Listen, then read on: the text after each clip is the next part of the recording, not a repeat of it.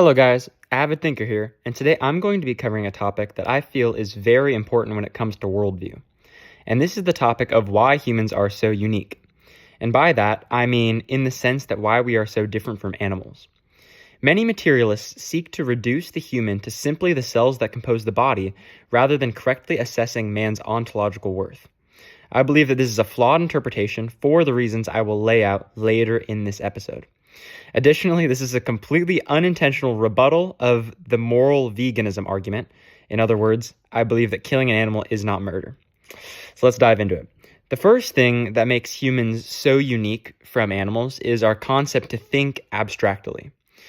So many philosophers and even modern-day neurosurgeons puzzle over the fact that there is just such a profound difference between concrete and abstract thoughts. And specifically that animals can only think concretely, while humans can think both concretely and abstractly. So abstract thoughts are concerned mainly with concepts, while concrete thoughts are concerned with physical things. So an example of this distinction can be illustrated by most people who own a pet dog. So a dog owner would think about the concept of canine nutrition, which is an abstract thought, while the dog, his animal, thinks concretely about his next bowl of food. This is a very important distinction because the animal can't think about its own diet and nutrition however the human can. Another way that this has been classically illustrated, if giving some philosophical examples, would be through Plato's idea of a chilagon, which is a shape with 1,000 sides.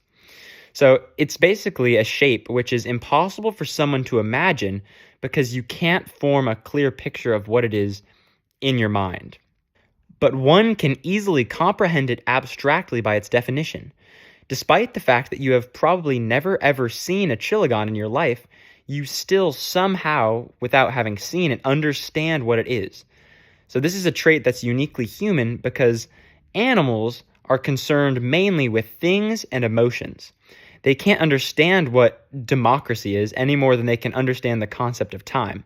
It is simply altogether foreign to them. And I could go on and on with example after example of different things that humans can think of abstractly. For example, what a triangle is.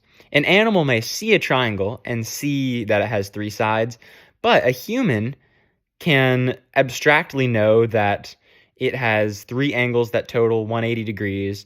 There's many rules that allow you to show whether a triangle is similar, that with a right angle you can form a 30, 60, 90 triangle. The examples just go on. And animals just simply cannot fathom that at all. Another thing that makes humans unique is our understanding of morality. So I talked about this a little bit in a previous episode, but I think I'm going to harp on it a little more because I think it's just so important to our worldview as human beings. So in nature, when an animal kills another animal, it's seen as just, oh, that's survival of the fittest, or that's just the way of the world. And yet, when a human kills another human being, we understand that that's objectively wrong. So without the idea of man's inherent worth from just him existing as a human being, our entire justice system and society as a whole completely breaks down. But worth, or human worth, is a concept that is inherently human. For example, recognizing that just because somebody has the DNA, has the cells of a human being, that they are worth something. Like a counterexample would be in animal society. So like imagine, if you will, a group of gorillas that when one gorilla kills another over food or just by accident, that the rest of the gorillas put the first gorilla on trial and to hold him accountable for his actions. Clearly, this is a completely ridiculous assumption because the stronger would simply dominate the weaker in nature. That's just the way it is. And yet, when you look at humans, we do that exact same thing that is silly for an animal to do.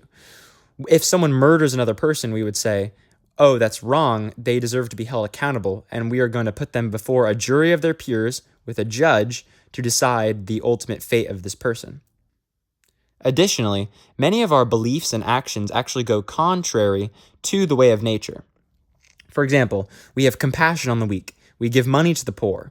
We say that the idea of social Darwinism is abhorrent. So we say that, oh, the rich aren't rich because they're better necessarily, but because the world's unfair. But if humans are no different than animals, we wouldn't act in these ways, let alone realizing that other people have meaning and worth. Finally, the last thing that makes humans unique is our capacity for reason. And by reason, I mean the ability to distinguish between instinct and action. So we can act instinctually, or we can choose freely not to. Again, go back to one of my previous episodes if you want to learn more about free will. But animals are bound to their instincts. When something scares them, they run or fight.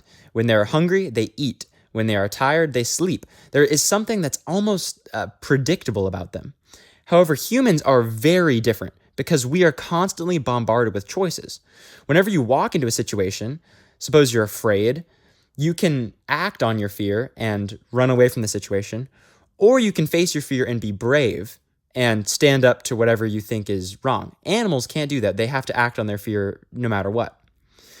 For example, this is a very classic example. If a man is drowning in an icy river, we can act according to our fear and hope that someone else will save him, and we'll just step back and watch him drown. Or we can do the decidedly less logical but more moral, the right thing to do, and we would jump in and save them. We have that choice. You rarely see an animal going out of its way to save the life of another animal because it realizes that its fellow animal has worth. That's just something that doesn't happen. Well, overall, those are my 3 reasons for believing in the uniqueness of humans and why humans have inherent worth and why we matter so much.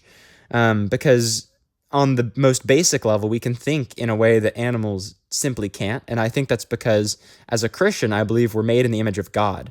And therefore, since God is reasonable and just and good, we have the capacity to be all those things.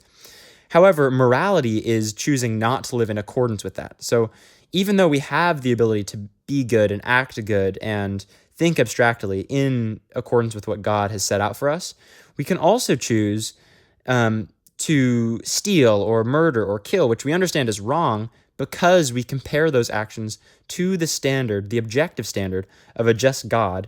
As it says in the Bible, his law is written on our hearts. So we know that it's wrong, and that's where we get our ideals of morality from.